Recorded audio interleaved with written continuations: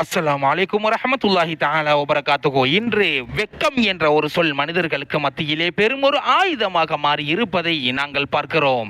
எந்த அளவுக்கு என்று சொன்னால், இன்று மனிதர்களுக்கு மத்தியிலே வெக்கம் முற்றுமுழுதாக இல்லாதொழிக்கப்பட்டதன் காரணத்தினால் இன்று உலகமே வேறொரு திசையை நோக்கி பயணித்துக் கொண்டிருப்பதையும் நாங்கள் உணர்கிறோம். இறைத்தூதர் நாயகம் ஸல்லல்லாஹு அலைஹி வஸல்லம் அவர்கள் வெட்கத்தை பற்றி இப்படி கூறி காட்டினார்கள். புகாரியிலே இடம்பெறக்கூடிய ஒரு உங்களுக்கு வெக்கம் இல்லை என்று சொன்னால் நீங்கள் நாடியதை, நீங்கள் நினைத்ததை செய்து கொள்ளுங்கள் என்றார்கள் இறைத்தூதர் நாயகம் ஸல்லல்லாஹு அலைஹி வஸல்லம் அவர்கள்.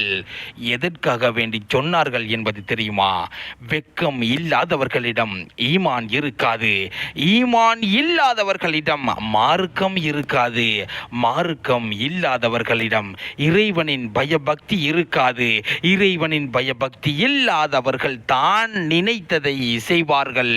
அதனால் தான் வெக்கம் இல்லாதவர்கள் நினைத்ததை செய்து கொள்ளட்டும் என்றார்கள் இறைத்தூதர் நாயகம் ஸல்லல்லாஹு அலைஹி வஸல்லம் அன்னவர்கள். மற்றும் ஒரு ஹதீஸ் அப்துல்லாஹ் இப்னு அப்பாஸ் ரலியல்லாஹு தஆலா அன்ஹு அவர்களை தொட்டும் அறிவிப்பு செய்யப்பட்டுள்ளது. இப்னு மாஜாவிலே இடம்பெறக்கூடிய ஒரு ஹதீஸ், இன்னலி குல்லி தீனின் குலுகா, ஒவ்வொரு சமுதாயத்தினர்களுக்கும் ஒவ்வொரு குணங்கள் உண்டு.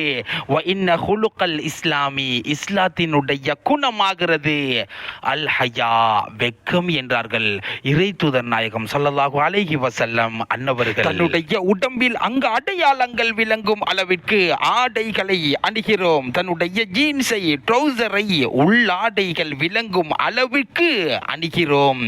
உடம்பில் ஒட்டிய நிலையிலேயே ஆடைகளை அணிகிறோம். தன்னுடைய தலைமுடி கூந்தலை விதவிதமான முறையில் வடிவமைத்துக் கொள்கிறோம். தன்னுடைய கணவனினுடைய சொல்லை மீறி கணவனுக்கு கட்டுப்படாமல் நடந்து கொள்கிறோம். ஆண்களுக்கு முன் தைரியமாக அவர்கள் பார்க்கும்படியே நிற்கிறோம், அவர்களுடன் கதைக்கிறோம்.